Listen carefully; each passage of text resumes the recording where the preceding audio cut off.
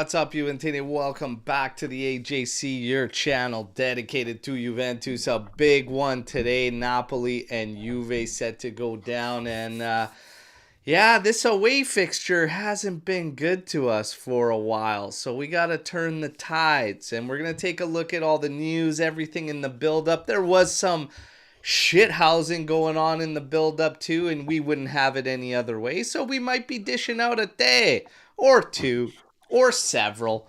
We'll see what's going on. But I got Paolo with me today. How you doing, man? Berto, thank you for asking. Yesterday I was working and I had a great day, but I was thinking about Napoli. And then I met my wife at a nice Italian restaurant. We had some friends join us, had a couple of Peronis and a nice penne alla vodka. And I was thinking about Napoli. And then I got home and I was catching up with my son and asked him how his day was. And I was thinking about, son, we got Napoli tomorrow. He's like, what? And then I was sleeping and I think I was dreaming about Napoli.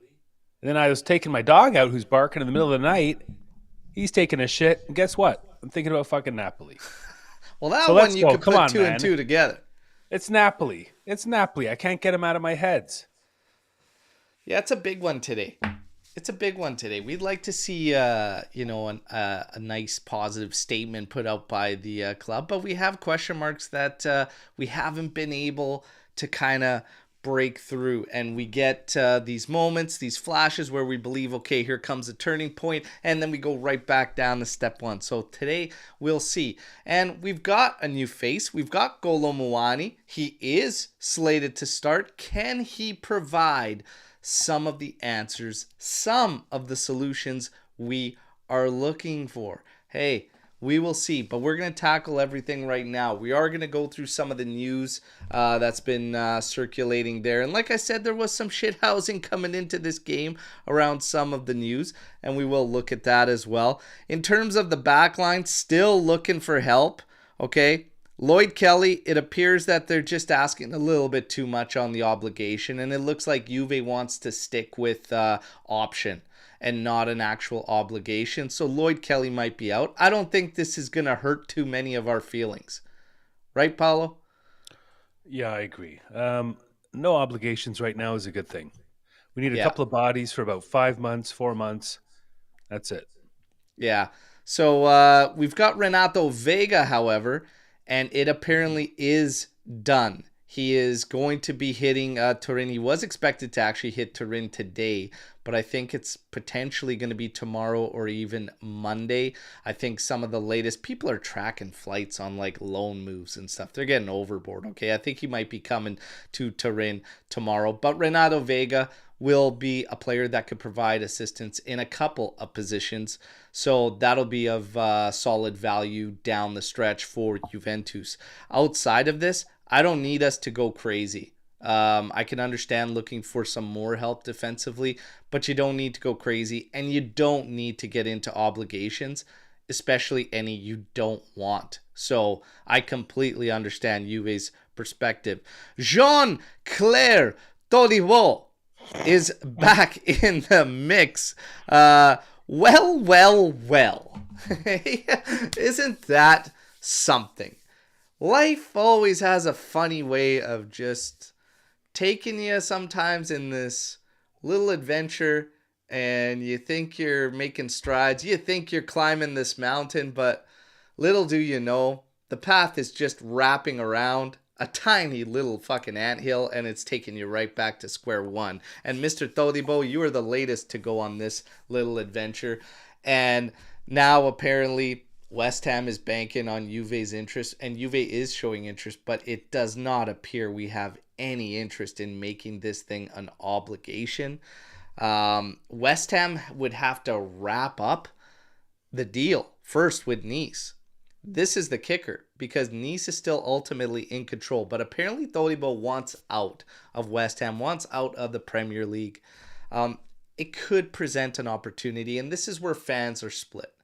Do we forget about everything that went down in the summer? His immediate reaction to jump to hold the West Ham money to try to get that money from us, etc., even though having a deal with us and an agreement in place? Do we forget about all that because the opportunity in front of us? How do you feel about Jean-Claire Todibo and these rumors of Juve showing some interest in the possibility? Well, I was curious when I heard about it. The guy's injured. Like, the guy's got something going on for And that's the next kicker few too. weeks. So there's mixed reports, and you're gonna hear things saying the end of February, and you're gonna hear others that he's actually close, and he's probably like a week and a half out, 2 weeks. I've heard everything in between that range, and the reports do say that that status is obviously gonna affect things, but Juve is showing interest. So we're just dealing with the hypothetical that if we were presented with an opportunity, do you forget about what happens, or do you just say, You could. If he's healthy and you don't have an obligation, I'm fine with having an extra body for the last run here. I think what's concerning me is getting stuck with somebody that come summer, you're not crazy about the impact it has on your budget. You're not crazy about maybe the next 2 years with that person. So I think the injury and I think the any obligation would put it out of play for me. But I get it if you get him as an option and maybe he gives you a couple of months of service. But yeah, I immediately think to how this is shaken down at West Ham. And before we get into obviously the injury, money, the deals, everything, this guy wasn't really hitting the ground running in performances, and he had it out with his coach. My instant reaction is thinking, Which Thiago one? Motta, his whole demeanor with players, etc., and I just don't see it working at all. So it's just a no. It's a no for me. I could see this thing being a disaster. So move on, look elsewhere. You don't have to get crazy now. We're going to go into the stretch.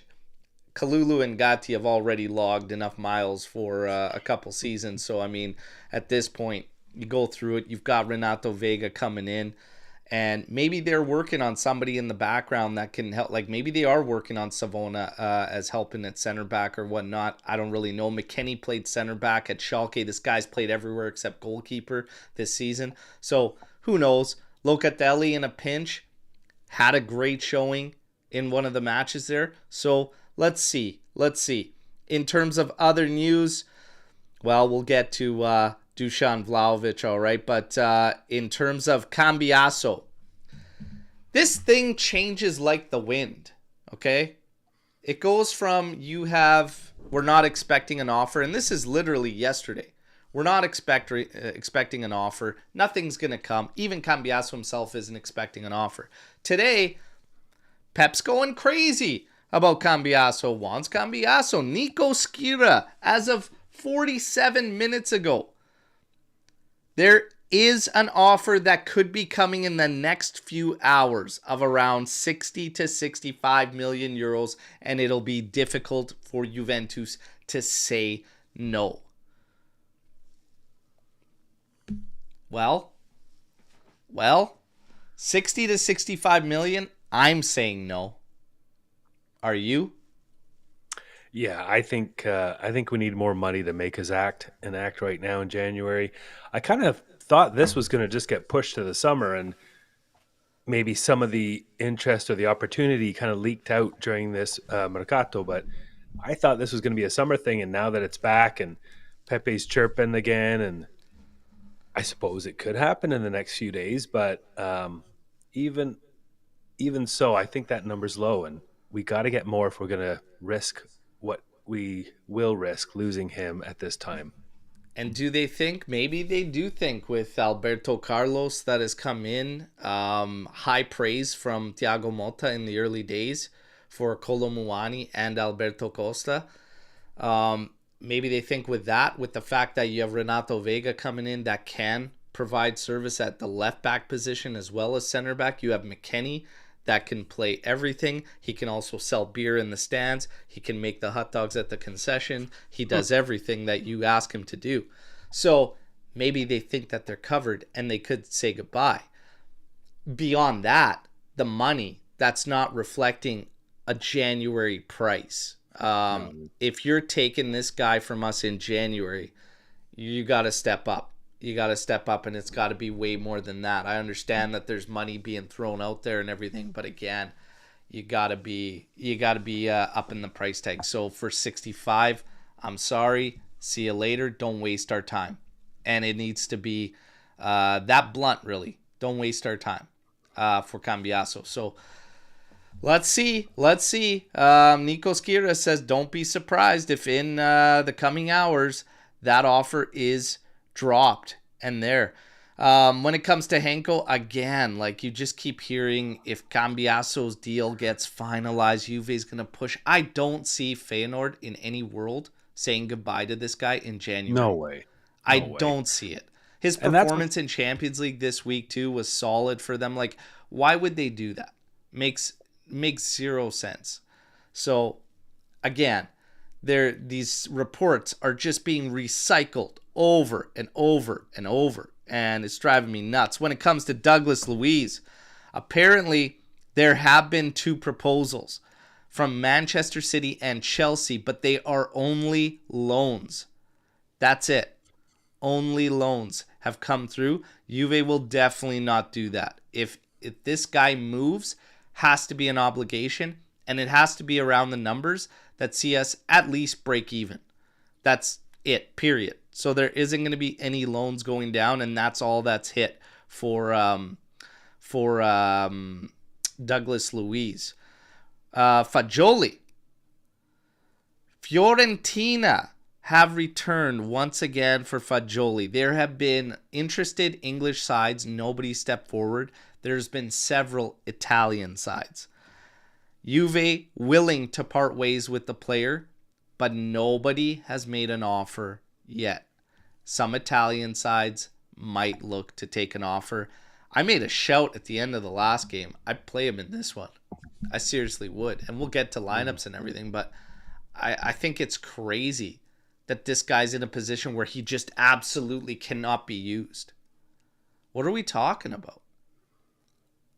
Like, so where's Motta that had a 31 million wage squad that could make it? Look what he's doing with these guys, and now all of a sudden Fagioli is like your burden? What? Yeah, I think with Fagioli and Luiz, you got a couple of guys who you're going to need at some point. You're going to need them for this stretch. We got a few more months of footy, a lot of games, a lot of important games, and you're going to need those guys one way or another. You're not going to get the money for Fagioli. I think at this point that would even be qualifying an agreement. And then Luiz, we've only seen him a couple of times. I think you need to have him ready to go and have him available. It doesn't make sense. At least have him on the squad, and don't try and make a poor deal right now with the wrong clubs at the wrong time. Yeah. This Mercado's can't end soon enough at this point. I'd have to agree. Like, we got to shut some things down. Some of the things we're thinking about is beyond shocking to me. But Danilo has officially said his goodbye at Continassa to his Juventus teammates. So it did come out. Juve made a strong play there.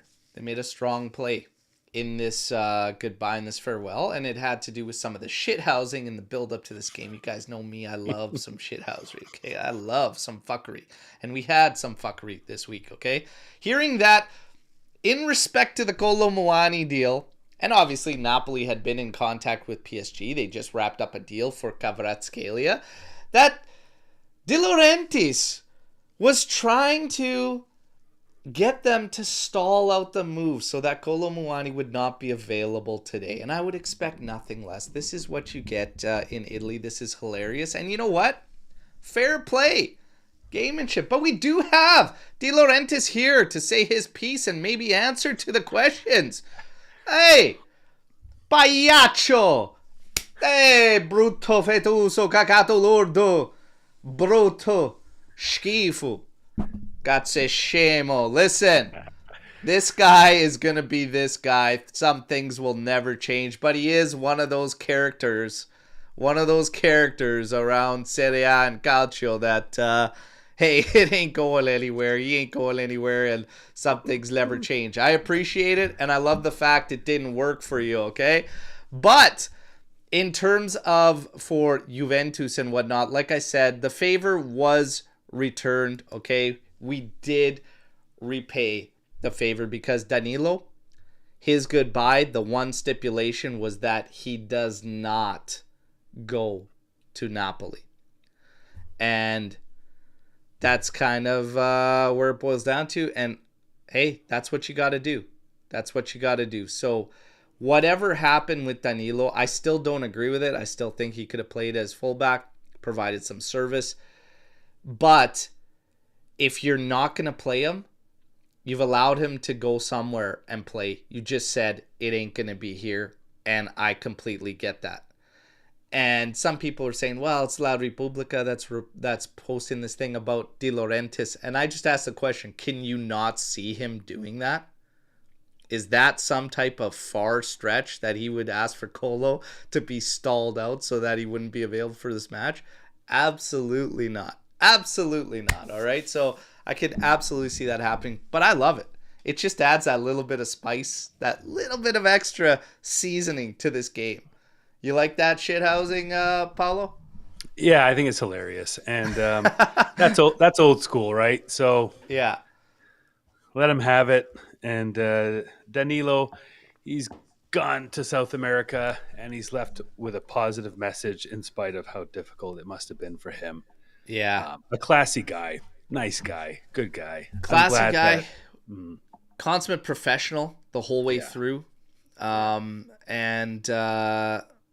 You know, it's been rocky years that he's been one of the few leaders around the team. So it's tough. And now even for Locatelli, it's a difficult moment. It's a difficult time. It's a difficult challenge. Like, it's easy to be a captain when things are rolling and you've got a stacked roster. You're in a decade of dominance. Like, that's cool.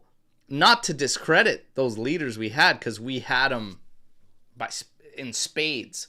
But now it's very difficult for these guys.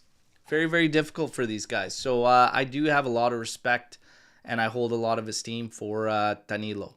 A lot. But, hey, we move on. We move on. Now, in terms of this match, Kolo Muani, speaking of him, a lot brought up about him and starting this game and what it would mean for Dusan Vlahovic. The latest around Vlahovic is the exact same. Okay? It's the exact same. They're not going to find an agreement. He's probably getting shopped. We heard a lot about January and whatnot, but now you've got Kolo Muani. You've had Gonzalez that has had a couple consecutive starts. Would now starting Kolo Muani be like a nail in the coffin? Like, that is it 100%. I feel we don't need a nail in the coffin. I feel we've been there for quite some time. But what do you think, Paulo? Well, it's tough. I think Motta and Dusan would know what's really going on there. Yeah. It's difficult for him, I think, having another player come in the fashion that he has, with the price tag, the experience, the fanfare, and maybe getting the starting role today. But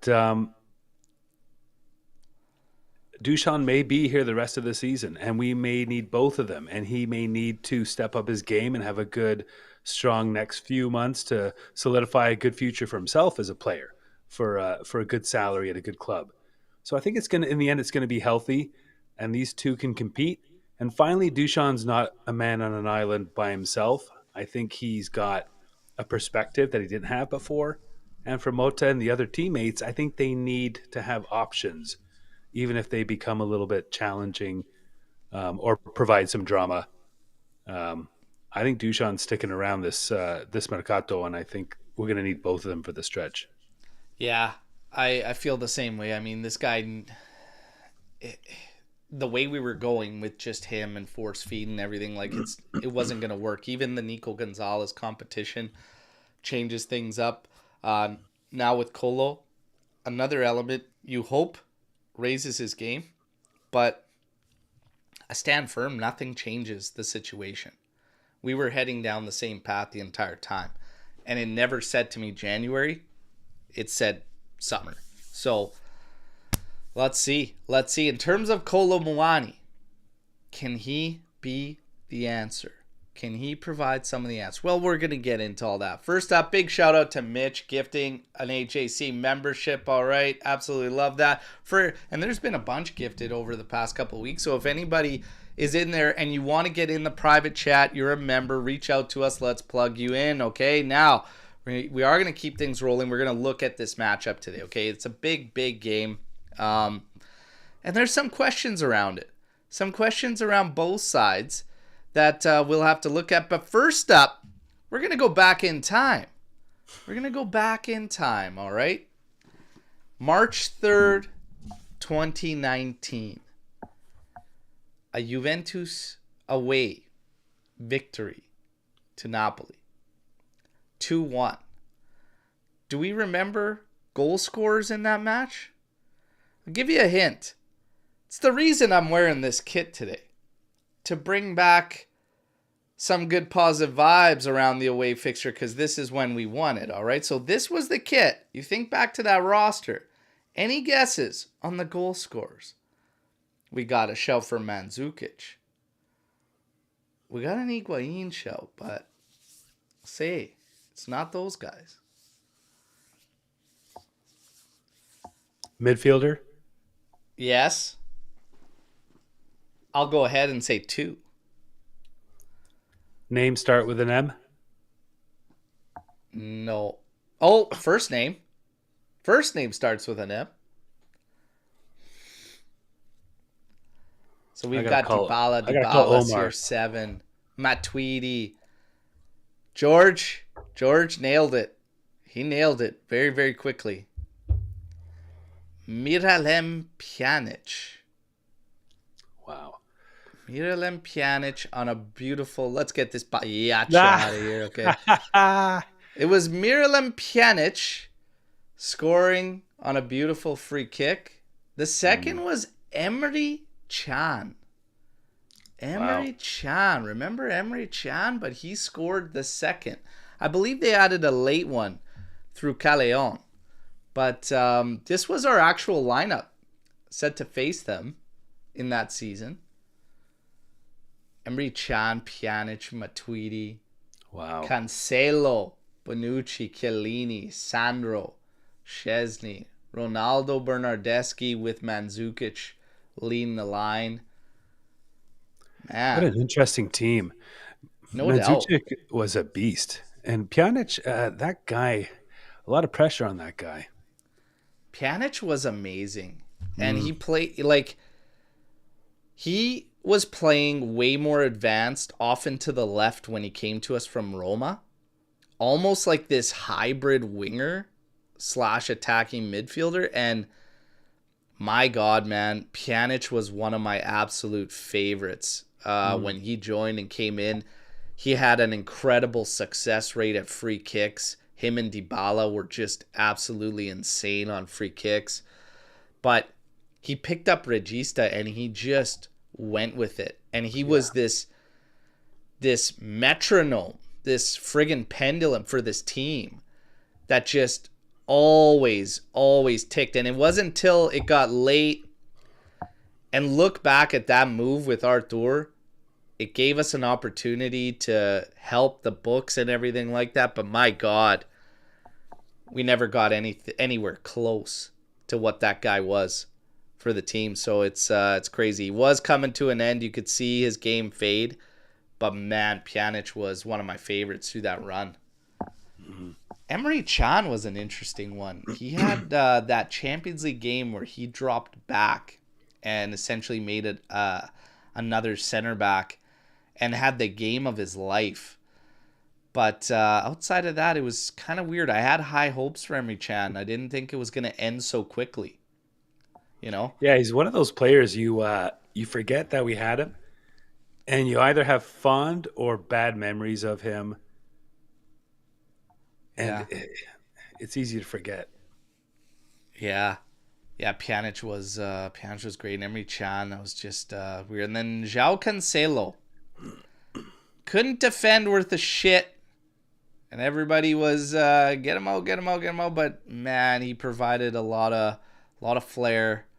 It was it was interesting times. My biggest thing with that season was going into the window. And it's fine if you want to get rid of Cancelo, but we also got rid of Spinazzola. So we left ourselves the following season with only Alexandro, which that was a problem for me. But interesting stuff. These kits, what did you think about these kits? They're very similar to this year's. The only thing is this block right here that makes it a big H. Yeah, I like them. I do still like them, though. I like them. I like the Jeep looking that way instead of that weird kind of electric graphic element within the Jeep wording. I like the nice flat contrast of that graphic. That's a nice shirt. I would have liked it if it had, if where the black is, it was just left white, kind of like our old Sonys with Kappa, where they just left it, just didn't interrupt the stripes, just leave it like that across. Probably would have been perfection. But this kit, I'm still a big fan. Probably like a 7.5 or 7.5 out of 10. Somewhere in there. 7.5. Pushing an 8. But beautiful, beautiful kits. It's good looking back at that team. But now we got to look to today. Okay? So we are going to get into today's matchup. Like I said, Conte. Napoli gives a game away to Inter. So they're going to want max points. They're gonna be raring to go at home. They know what's been happening in this away fixture for us. They'll be looking to take advantage. Conte's done very well at finding answers, even saying goodbye to Kvaratskhelia, and he wasn't playing for a few matches before they even moved him, and seemingly wasn't even phasing them. Okay, so he just keeps it rolling. When you get to Conte, he doesn't have too much to worry about with the squad either. Obviously, Buongiorno will be out. But for this one, Juan Jesus once again deputize and partner up alongside Rachmani. And the fact that those are his center backs and he's doing what he's doing defensively, I think tells you a lot about what he can get. You know, squeezing every last drop out of whatever lemon he's got. So... It's that's kind of where we're at when it comes to Conte. The story's out on him. Everybody knows. When we look at the lineup, this is what Napoli is set to face Juventus with. Merit in goal, Di Lorenzo, Rachmani, Juan Jesus, Oliveira. There were question marks around Oliveira, but I haven't seen anything as of late. So they've got him in there. Anguissa, Lobotka, McTominay. It's a midfield that probably outside of Serie A, nobody will really bat an eye at, or really think to, but it's a solid unit. It's a solid unit in how they work and how they operate. Politano, Lukaku, and Neres. So, yeah, this is no surprises whatsoever in terms of what we're going to see out of them. Lobotka, he's their tempo man. He's the guy that pulls all the strings.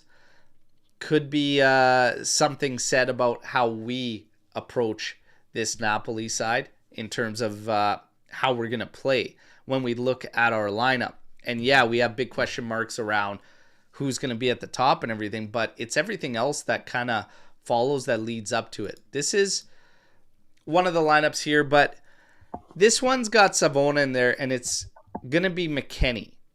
So that's the only change really in here that we're probably going to see. And the other is Gonzalez, because Conceição is listed here as starting on the right, but it's rumored it's going to be Yildiz on the right and Gonzalez on the left. So a couple changes.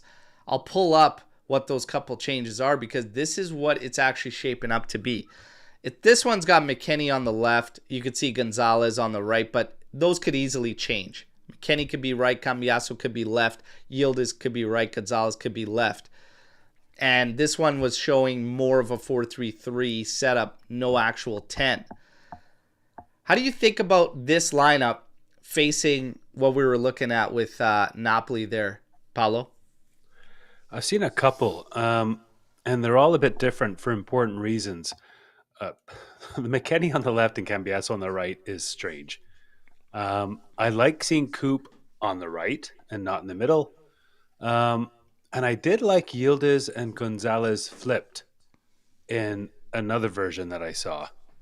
Um, so I like some of the things that are happening here. I felt so bad for Savona and the struggles he had on the road in the Champions League against Brugge. Um, so I'm glad that he's going to get a break because I think he needs one. So Yeah. I like McKennie being in there. Yeah, I've seen a couple of versions. So yeah, I want to see McKennie on the right side. Ideally, I like Coop on the right for once. Get him out of the middle and commit him to one side. And I do like Yildiz on the right. He's been really effective, and I kind of don't mind Gonzalez or Bangula coming in as a sub on the left. If I'm going to look at this on a side by side, so Politano and Neres is kind of like take your pick. Both tricky customers and whatnot, and you're going to have to probably have your best defensive on where the fullbacks will push. That would probably be Di Lorenzo's side. So if you're going to rank Cambiasso better defensively than McKennie, then you play him on the left. If you're going to rate McKennie better defensively, then you put him on that side.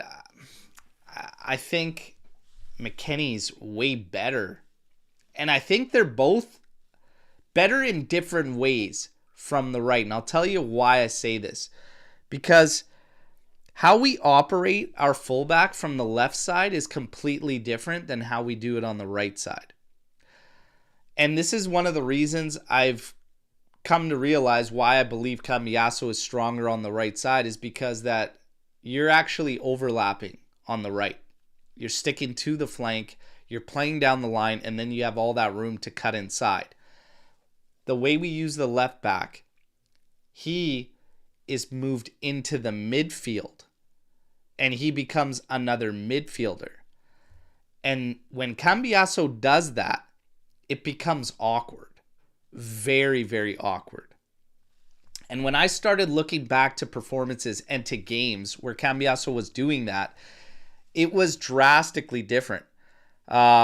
The best games he had as left back were when he was actually operating with width and making overlaps on Yildiz. You could think back to the Derby della Mola against Torino, where he led to our first goal. That was a rebound scored by Timothy Weah. That was from Cambiasso making an outside run down the sideline, overlapping with Keenan Yildiz. He was doing a lot of overlapping. When he gets away from that and he adds into the midfield from the left, it doesn't work. Could McKennie do that a little bit better and operate as a midfielder there? Maybe, but I don't like it. I think I think we should be operating with both of them the same and playing with the width, and that should give Yildiz, Gonzalez, Chico, whoever the hell your wingers are, that freedom.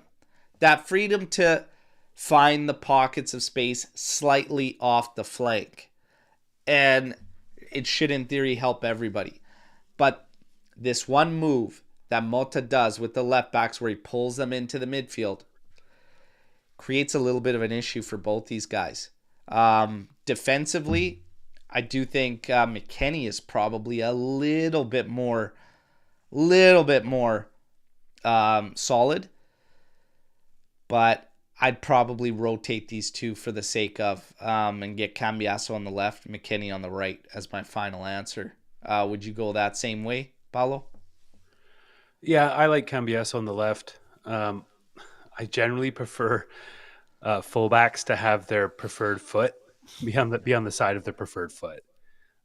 So yeah, I'll always take a left footer on the playing the left side for sure. There you go. In the middle of the park, Colt Miners. This one's listed as we're going to have a flat 3 with Thuram, Locatelli, and Colt Miners. Thuram and Locatelli are locks. They're not going anywhere. Colt Miners, did you have him starting this game? Would you start him this game? Would you play a different midfielder? Um, as I said in the intro, I thought a lot about Napoli yesterday, last night, this morning. I think it's other than proving ourselves versus Man City, which was really important and really valuable. I think this is the biggest game of the year. Huh.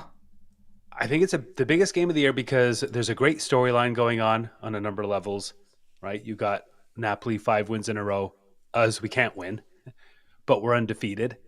Conte, being a Juventini, would love to be at home and extend his winning streak, beat his old team, and give them their first loss of the year.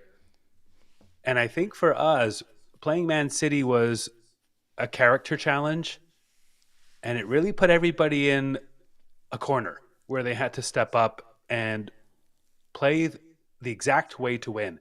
So I think being on the road against Napoli is a very difficult game, and I think if we can win, it's a huge statement for Motta and the team, something they can really hang their hat on, and maybe they can build off, even though we haven't built off wins all year. Yeah. And for Conte, he's going to be gunning for it. So I think this is an incredibly important game, and tactically, Conte's doing something this year that he's never done before with any of his other winning teams. And that's throwing away the three at the back and doing the four at the back. He's got the backs going up and the wingers coming in. He's got two forwards. He stacks the middle. He moves everything through the middle and crowds that space. He doesn't do a low block. He does a mid block.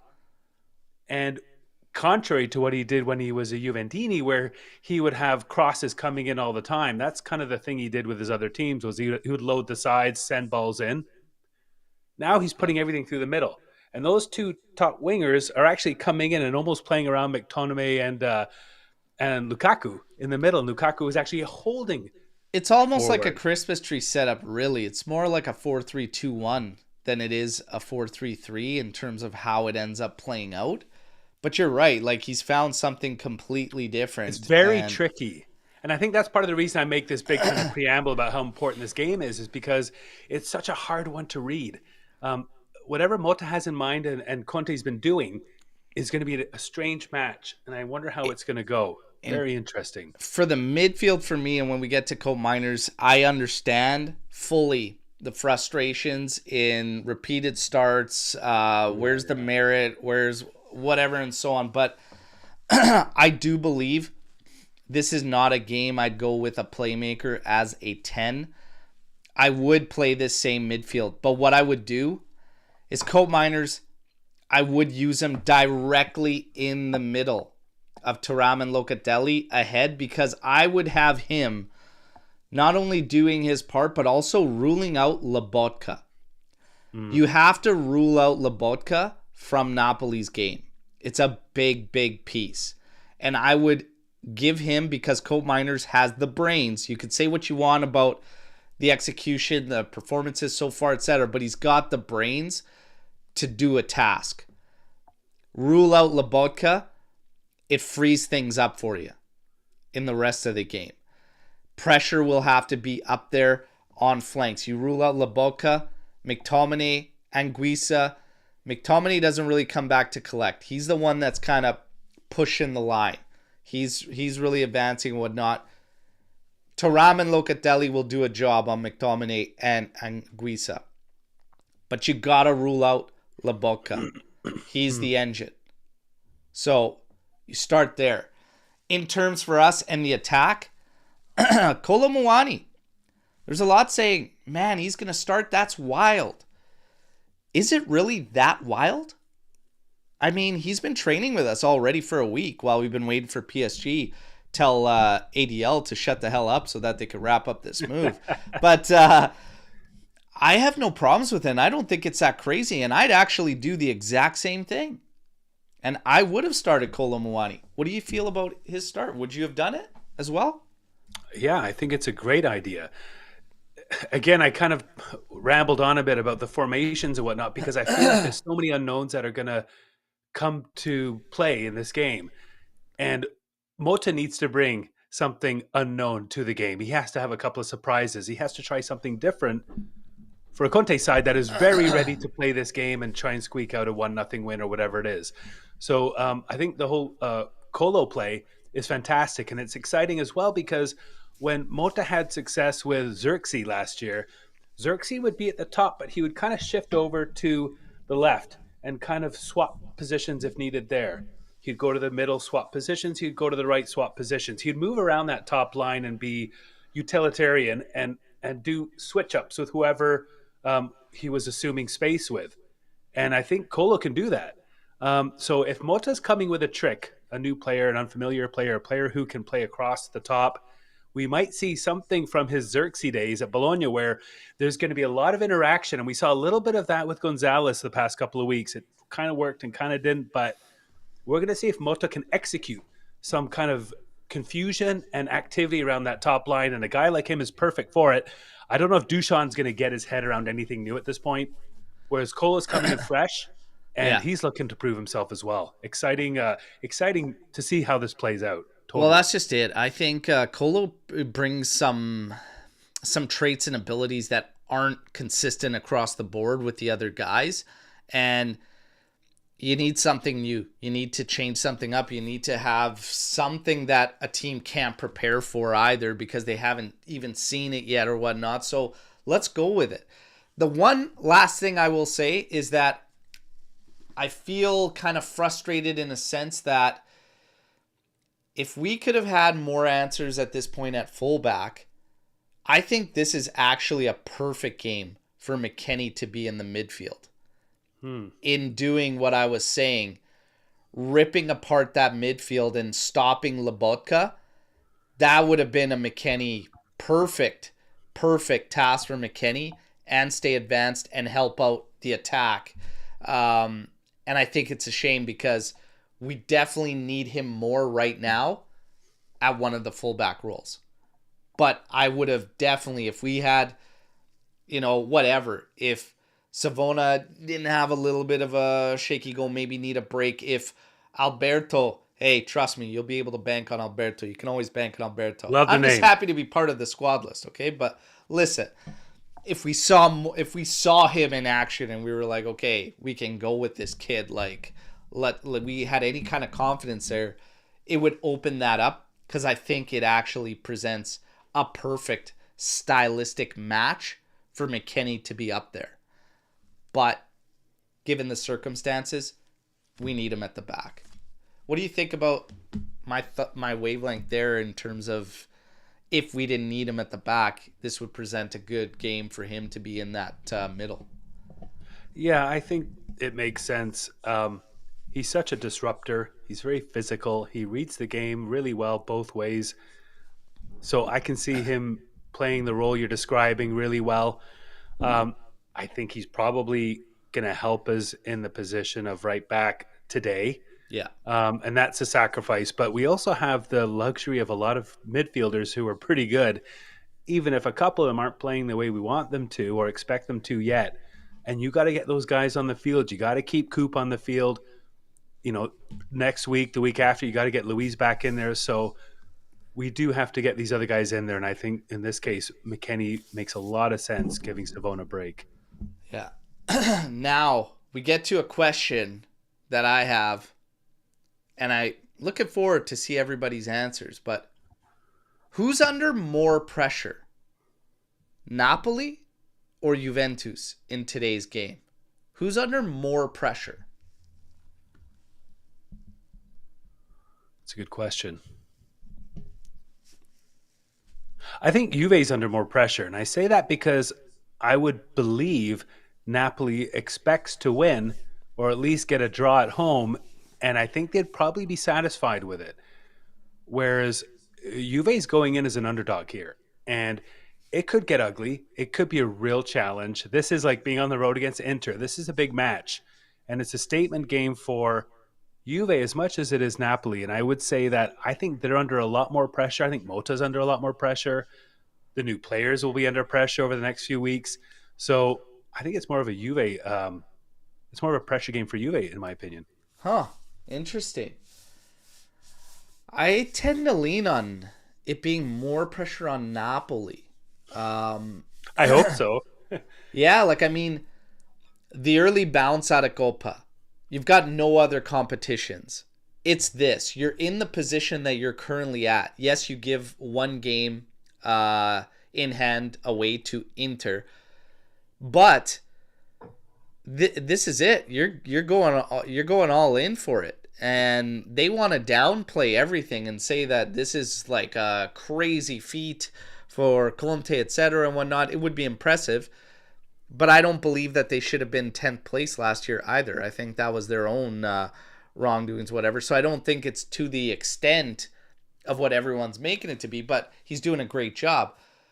You're at home. It's a fixture. You've won 5 times on the trot. Juve's been drawing a ton of games. Like, I think the pressure's on them. I think more pressure is on them. We have pressure of our own. But if we walk away with a draw, I mean, we would probably expect it because we have a million to our name already.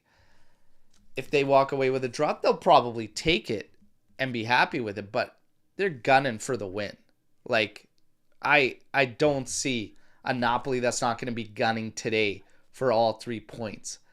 And depending how things go, yeah, I feel the pressure's going to be on them. I feel the pressure's a little bit more on them with what's going on with the title run and everything, and right. That one game away to Inter. So let's see the chat. Alex P's got Napoli. Dragon's got Napoli. Robin's got Napoli easy. Cugino Eddie says we do. We carry more. Aldo says Motta. So more pressure on us. Aldo. Tori. Napoli to keep pace at the top. Dragon J saying Juventus. It's a little bit of a mix there. A little bit of a mix. Well, Napoli has points to spare, and I'm not going to say that lightly because they want to keep the foot on the pedal, right? But they need a draw for sure, and a win would be ideal. But they're not going to take the foot off the pedal even if they don't get the 3 points today. And they're in a good position to give points if they have to under circumstances against a team people expect to show up.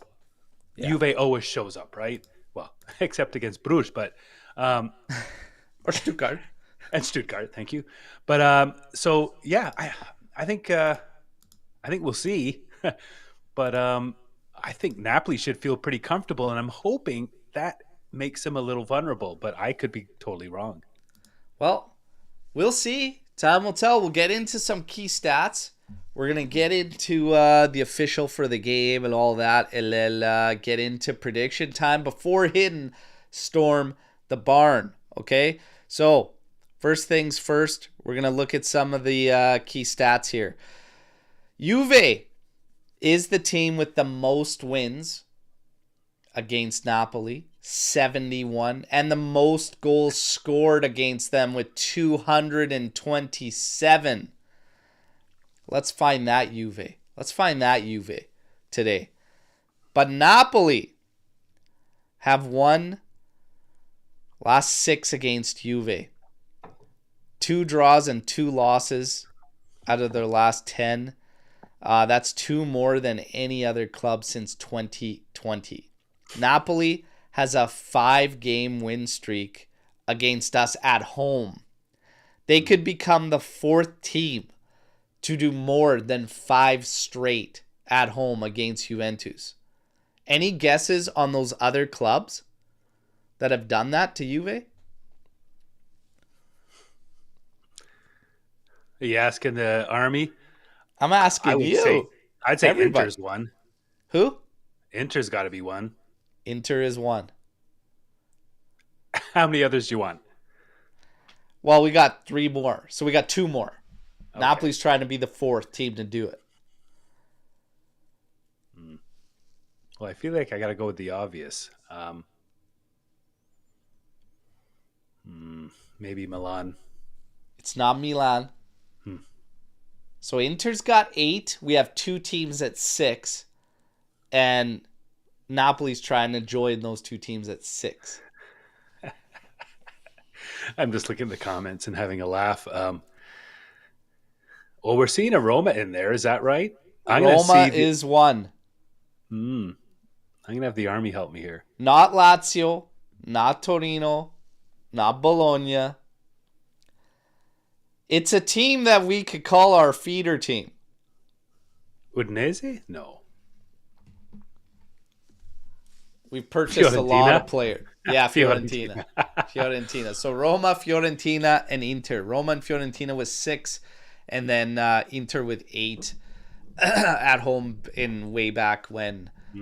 So there you go. Napoli's vying for that. When we get to the official for today's action, Daniele Schifo has done more Serie B appearances, okay? 109 Serie B appearances, 104 Serie A appearances. His numbers pretty steady across the board in both leagues. 4.2 yellows per game in Serie A, 4.6 in Serie B. 24 reds in 104 for Serie A, 25 and 109 in there. 21 PKs in 109 Serie B games, 28 in 104 Serie A games. This guy, when you see him, you'll know what I'm talking about. He gives me sketchy vibes, man, looking at this official. Like, he just, I don't know.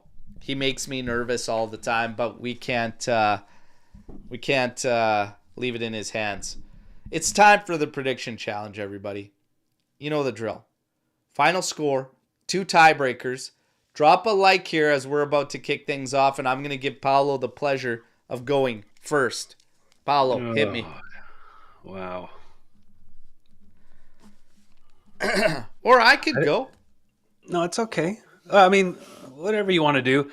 I'm just thinking about Lukaku because he's the guy I think they have to worry about. And I only say that, and I'm not a Lukaku fan, but I think the way he holds up play, and I think the way they're going to crowd the middle, it's going to be an interesting challenge to there's going to be a huge battle in the middle. It's like 2 teams in NFL football that are just kind of battling over the line of scrimmage all day, right? It's going to be one of those things in the middle.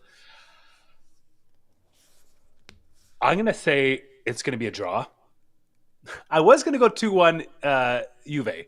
That's what I was thinking yesterday when I was so mad thinking about Napoli so much. But I think it's going to be 0-0. I think it's going to be a draw. And 0-0. Yeah, 0-0. It's going to be a draw. Good luck picking tiebreakers now. Well, let's see. So we will go with cards. I think there'll be a lot of diving. I think Napoli's going to dive a bit. So I think there's going to be about 5 cards. And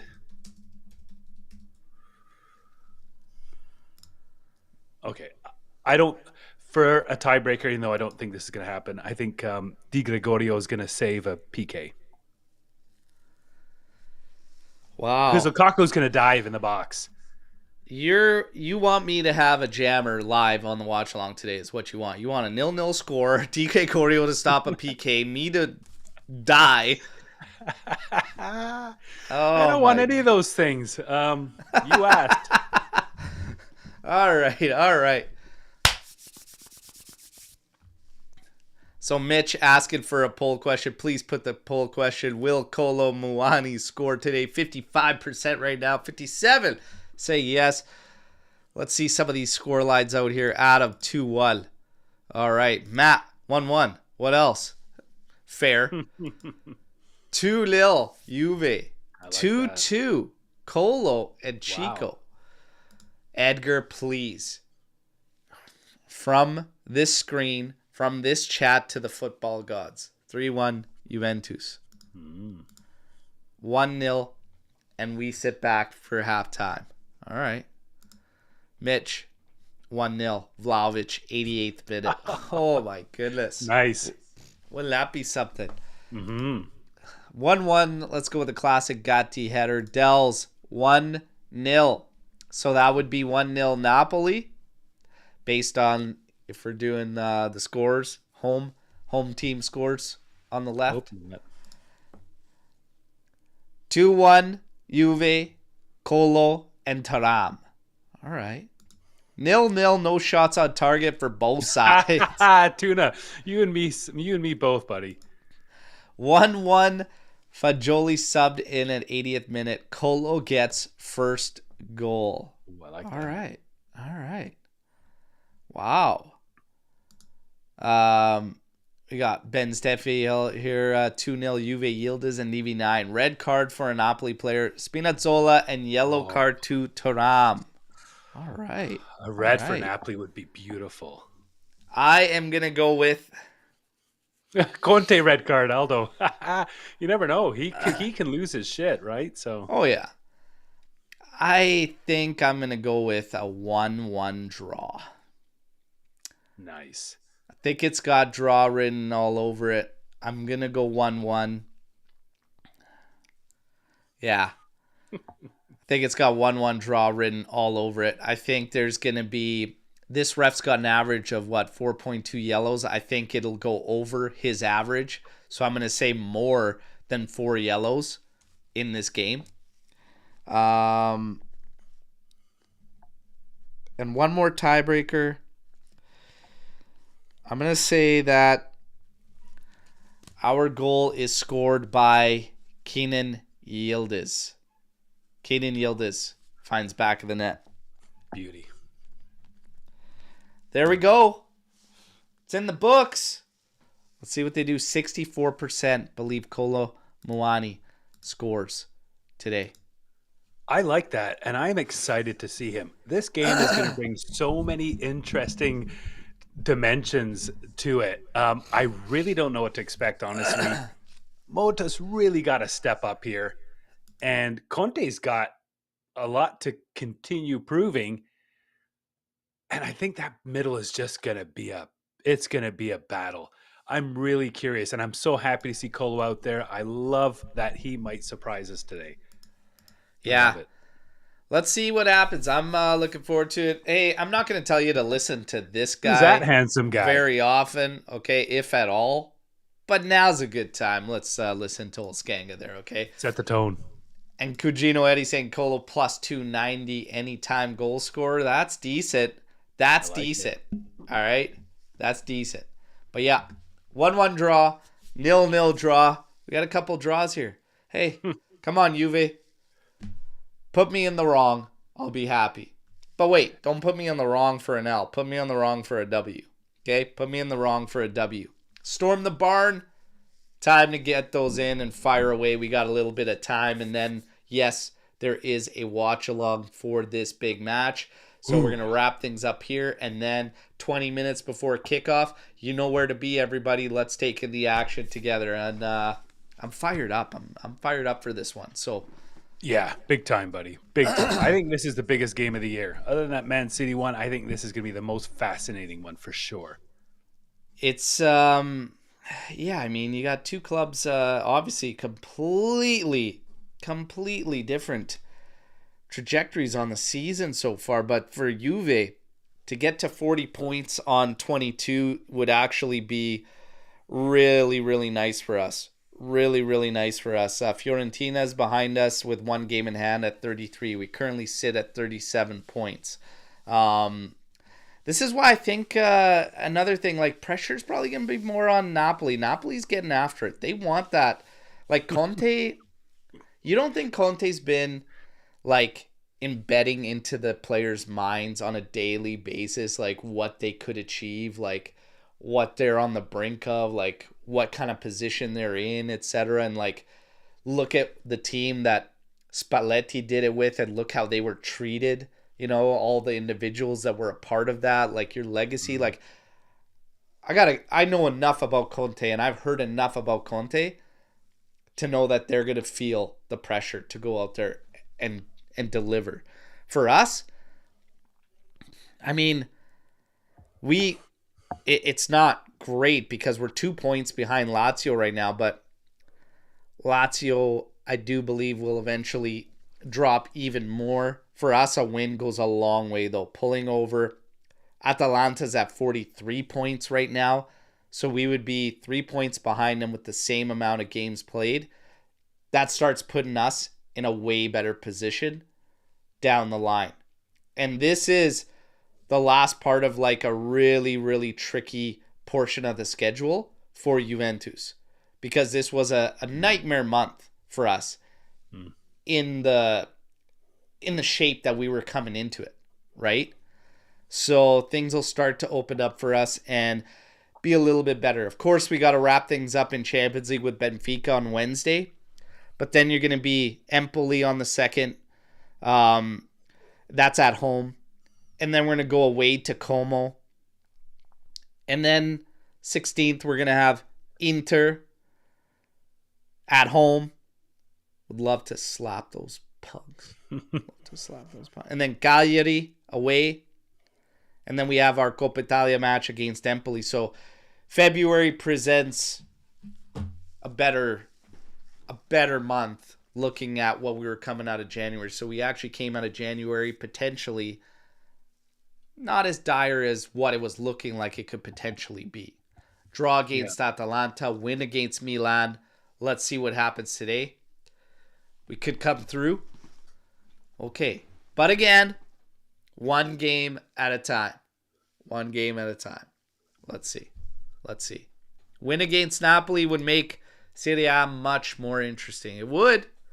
This will be a big one. And at 9 a.m., a big game like this. 9 a.m. my time. Noon Eastern time. Well, we can't even get prime time. Napoli Juve can't even get prime time. What are we doing here? Empoli Bologna primetime game today. Knock on wood, we do not have any losses in Serie A. And if Motta can turn things around and these players can start getting themselves sorted out and these new additions come in and help alleviate some of the pressure and stress that some of the players are feeling, we could pick up a lot of wins. We could against some of these lower half teams in the second half of the season, which means to me, this game against Napoli is one of those chances you can, not like a 6-point game, but it's one of those chances you can pull one of the top 3 or 4 down and you can squeeze up a little bit. These are the games that that are interesting for the value they have to both teams, considering the standings. And it's also weird that we have no losses and teams with 3, 4, 5 losses are ahead of us in the standings. Go figure, right? Yeah. I just can't believe Empoli Bologna is the primetime game today over this one, regardless. Yeah. Como is up 1-0 at halftime on Atalanta right now, everybody, as well. Como in the house. Come on, Como. Let's go. Yes, we are 9 hours behind. I am 9 hours behind European time. So there you go. It'll be 9 a.m. my time. The Empoli game will be a classic espresso match for me. 3:30 a.m. My favorite. Okay. And they say they're saying security reasons are the reason this is not a primetime game. Okay. Storm the barn.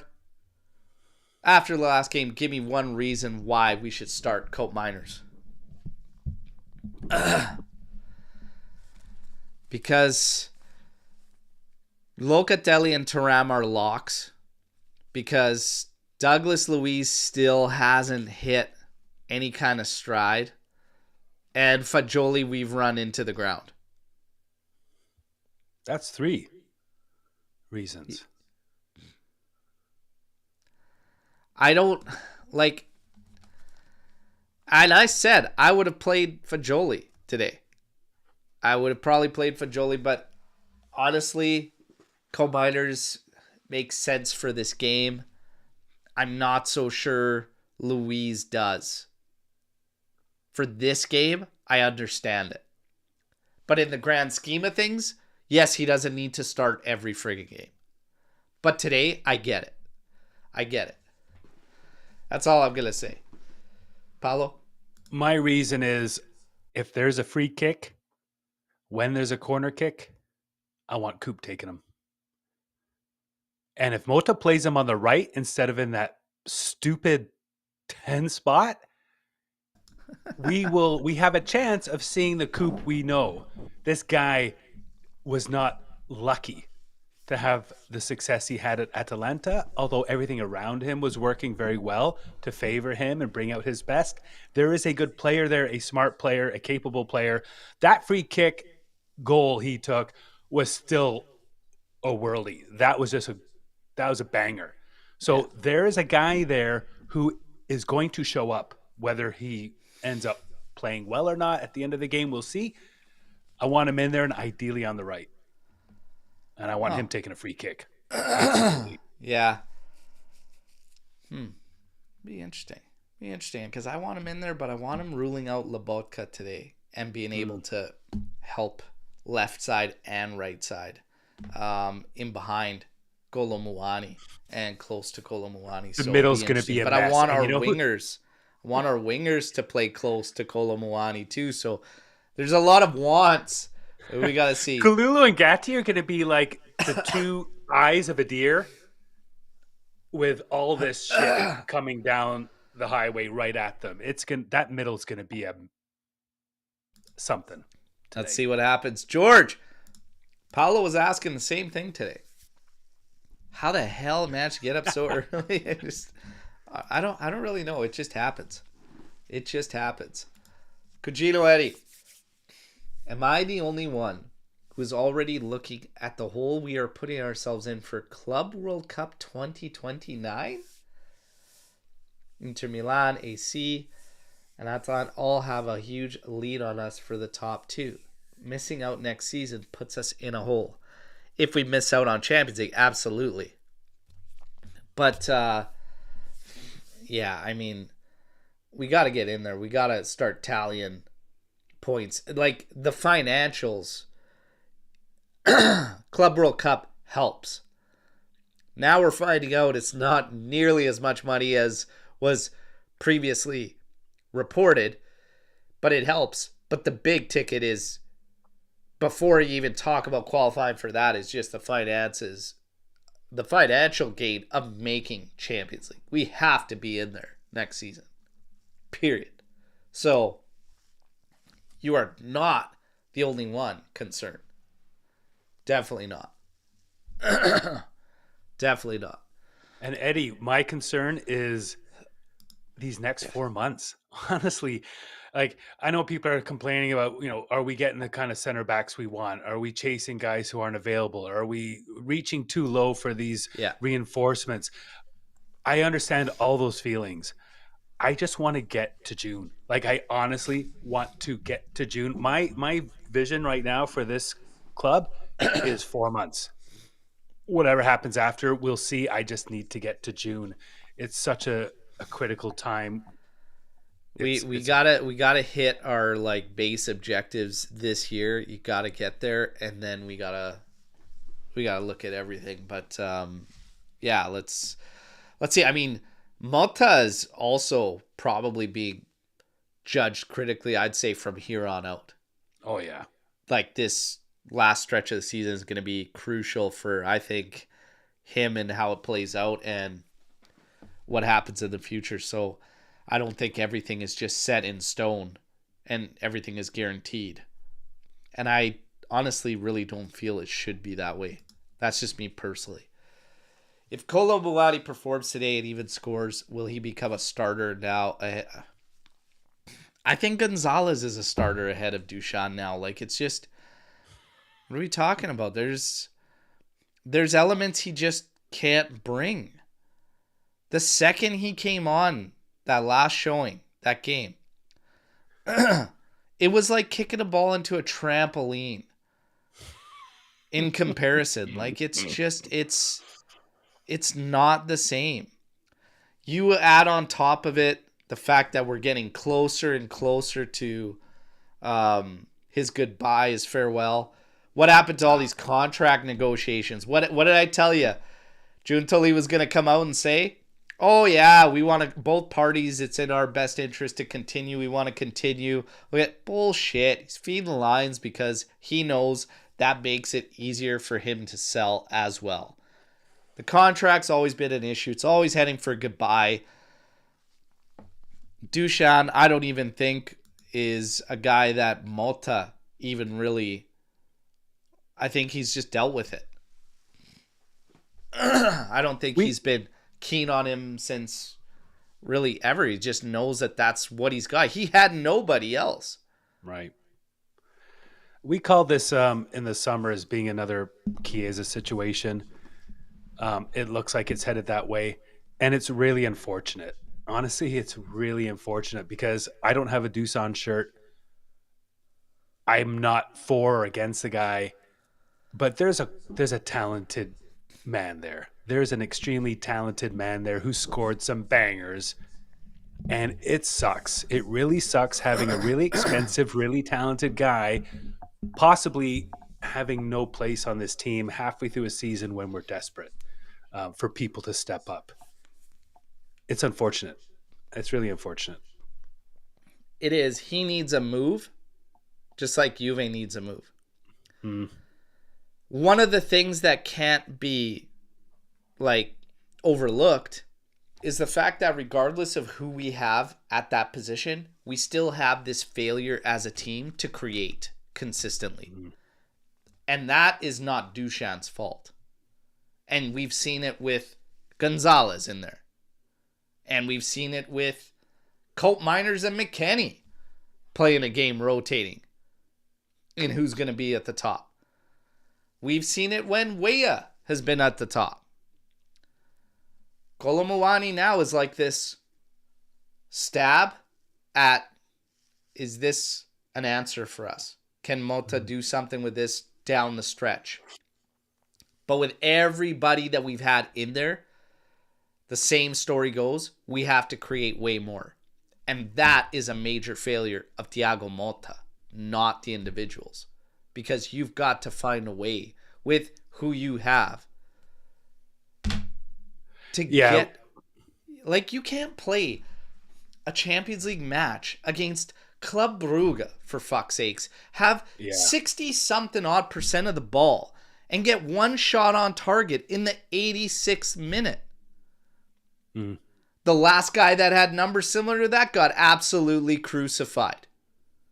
And you know what? We were right for crucifying him. Figure it out. We've both been really hard on Motta, and I think for good reason. And now he's got Kolo, who can play across the top like Xerxes did. So Motta's got a guy who can do things that he's familiar with or maybe wanted from Dušan and couldn't get from him. And if you look at Conte and what he's done with Lukaku, Lukaku's up to have one of the best seasons of his life. And Conte has him as a holding center, like a holding striker. So he's serving a different role and finding a rejuvenated season because of it. Motta has to find a way to make sure Kolo works because he's got him. And he still, I think, has some obligation to all the players, especially guys like Luis and guys like Coop and whatnot, and Dušan, to find a way to make them successful. And that will always be on the coach. And I'll always go back to the coach and expect they're responsible for that, for that to work. They have to find a way. It's their job. I mean, a two-man partnership, we've never seen it. Why not try two at the top? Change the midfield. There's a ton of stuff. Yeah. There's a ton of stuff that it's like, why not just attempt it? Why not just try it? And we never have. And that's my biggest frustration, is that you keep going to the well on something that just really hasn't provided anything. Yorio, Toribo, what y'all feeling? So we kind of talked about that before, and for me, it's just like, no, for a number of different reasons, you know? And for the sake of it being a big match day, I'm just going to do it, but... Toribo. Toribo. Toribo. There we go. We got a new name for him. Tedibo, too expensive, injured. Again, I don't want to be in the summer and be like, oh, great, we got Tobito for 2 more years. Like, I don't want that shit. I'd rather just go get a good price on Hansko in the summer and get ready for a new season. No blunders in January here at the last minute. No blunders, please. João Felix for Coop. Is this even like an actual possibility? Is that a statement or a question? I feel like no, but... I'm not a Felix fan, so I would say no. The devil's always in the details, but I'm gonna go ahead and say no. I'm gonna go ahead and say nah. I'm with Robin here. Nah. Man, remember when João Felix was 120 and all this hype and everything was crazy? I was like, man, I liked him. Thought, man, that's great, but that was a hefty price tag. Hefty price tag. A lot of the Arsenal fan I've spoken to is getting tired of Calafiori and his injuries. You don't spend 50 million on an injury-prone one-season wonder that has torn both ACLs, and June Tully knows that. Oh my God! Finally, thank you. Well put, Forza. Well put. Imagine that. Not spent. So it's like. Yeah, he had two major injuries. The price tag at 30 million was even hefty, and it was like, you know what? That's doable. The second they changed it to 50, what are we even talking about? No. And now they're frustrated? Great. We'll take him on a flyer for 15 mil in a year, okay? When he gets sick of the bangers and mash. Let's go. Now, sub in Alberto and move Mac to mid for halftime. Change of pace move. I'm ready to go. I'll sub in whenever, Pino. Okay? And I'll even bag a goal. Imagine that this Alberto scores and his celly is the day. Imagine he just throws a big day out there. Holy. Man, I can't pick up that kit fast enough. Imagine he did that. Jeez. Fish and chips, Al. Yeah, fish and chips. We'll see what the score is, Pino. We'll see what the score is. But I'm really happy for Mac. He's from Texas. Hook him. That's where I'm from right now. And I'm really happy for him. And he'll serve the team wherever he's needed. And hopefully we have a lead. And maybe he gets moved to the middle to help shore up a lead. I don't know. But yeah. Pro Calafiori message to counter signal the previous one. Beautiful hair gang for life. There you go. But I don't know if that hair is worth 50. 20. When will the Champions League knockout draw be? We obviously not going to be top 8. I'm not sure. So obviously this is going to be a big one with Benfica, because right now as it sits in Champions League, so the way they do it is you have like a 4-team draw essentially. So because we're 17th, we would be drawing against, so 17th and 18th would be drawing against 15 and 16. So right now it means Juve would either play Bayern Munich or Real Madrid in the first playoff. Okay? So every point counts. It's so tight, it's jam-packed that this is going to change a lot. So it doesn't really matter that right now it's Bayern Munich and Real Madrid, because we get a win, 15 points. Right now, 15 points is 6th, where Milan is. So you just wait and see, right? Because all these results are going to change everything. Benfica has been a historically nasty draw for us too. Yeah, so there's no sense in looking at it right now. As far as when the draw is, let me take a look, because I'm not actually sure. Unless somebody knows in here. Champions League playoff. You need draw. a lot of people to lose to make top 8. You do need a bunch of people to lose. It says January 31st. So Friday, January 31st is when we'll find out who it's going to be. So, yeah. Let's see. In top 8's like the slightest of chances. We would need so much help even after a win. It's pretty much going to be the playoffs. And man, we pissed enough points that it is what it is. We are not easy to play against, but we are easy to defend against. Thoughts? Absolutely. Absolutely. Yeah. And what's funny, when you look at Napoli and our stats, they're very, very similar. Shots against, goals against, goals for. The numbers are very similar. And what I'm hoping for is, yes, we're easy to defend against, but I'm hoping there's a wrinkle with Kolo in there today.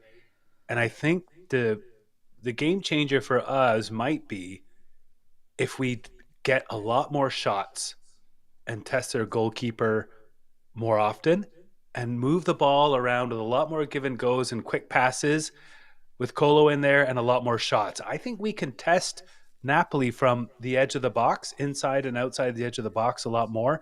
And I want to see us get a lot of shots. Just take shots, lots of shots. I think that's our key. Yeah. Because the stats are very close. Yeah, Napoli will have 35 goals for. We've got 34. They've allowed 14. We've allowed 17. But you look at the difference in records. And the home one's been a killer for Juve. They are 8-0-2 at home. And those 2 losses were very early. We're 4-7 at home. That's the killer for me. Because you could be 4-6 away from home. 4 wins, 6 draws. And it's like, okay, you could kind of suffice with that, even though it should be better. But 4-7 at home, that one kills me, especially when you look at the opponents. Like, get your shit together at home, at least in casa. Gazzo. Vlahovic swap with Xerxes plus 20 million. No. I've been a no to Xerxes steady though. Like, he does nothing for me, and I'm not into chasing specific guys for a coach. If I'm going to chase guys for a coach, it's got to be a bigger CV. I'll be quite honest, because I'm not sold so far.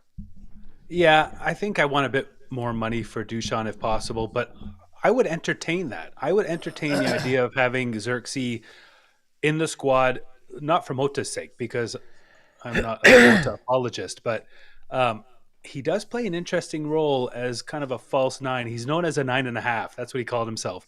And I think that's an interesting option to have. And if you're going to lose Dusan anyway, and you get a young kid who's got some height, got some grinta, he can play the 9.5. You get a bit of cash. I would consider it.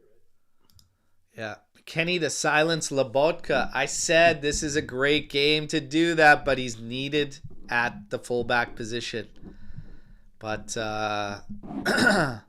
Lobotka, watch out for your girl after the game, because Mac, he strikes quick, okay? He's sneaky and he strikes quickly, so who knows who Mac's coming for. Big Mac could be coming for yours. And if Thuram's in beast mode, watch out for that freight truck coming at you, buddy. Yeah, I look forward to this game. Had a lot of fun covering the build-up to it and whatnot. Don't forget, De Laurentiis is a clown. Let's all give him a big fat day, and hopefully the club can give his club a big fat day today. This is a big one. We're going to be back live in about an hour in 25 minutes, okay, 20 minutes before kickoff for the watch along. I hope to see you all there. Chat, you guys are the absolute best, the AJC Army, the best and second to absolutely none. Paolo, always a pleasure, brother. All right. The man bun today, maybe bringing us good luck. Let's see. Andrew Juve messaged us in a daily update video. He didn't watch the game live last one and we didn't win, and he's putting himself at fault. So, Andrew Juve, I know you tune into these things. You better get your ass watching this game live, okay? Let's see what happens. I hope that we can pull off a victory. I'm excited for it, though, and I'm excited for the watch along. Hope to see you all there. As always, no matter what, hey, fino alla fine, forza Juventus. Let's see. Will he pull the trigger? Will Kolo Muani get that start? Starting lineup, actually, should be coming out about 45 minutes or so. So let's see, everybody. Let's see. I'm excited for this one. We'll talk to you all real soon. Ciao, ciao, everybody.